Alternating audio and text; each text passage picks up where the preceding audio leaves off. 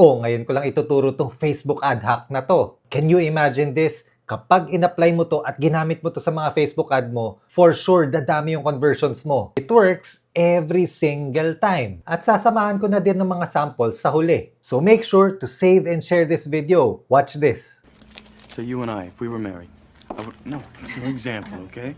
If you and I were married, Nakita mo yung ginawa ni Brad Pitt doon? Ang tawag doon ay future pacing, which is a very powerful na hook. Yung sinabi niya na, so, you and I, if we were married, ang ginagawa niya, he is making her imagine something in the future. Based on psychology, when you plant a scenario in a person's mind, hindi nila mapigilan yon na isipin as totoo. Ang kagandaan pa dito, hindi mo kailangan maging kasing gwapo si Brad Pitt para ma-apply mo to. Ganto ang few samples ng mga Facebook ad hooks na gumagamit netong future pacing. Example number 1, imagine this. In 5 years, you can still run and play with your grandchildren. Example number 2, what if I say to you that if we work together in the future, we will be achieving this kind of result? Example number 3, ulitin mo tong video na to kasi ginamit ko siya sa'yo. Baka hindi mo napansin. Ano? Effective, di ba?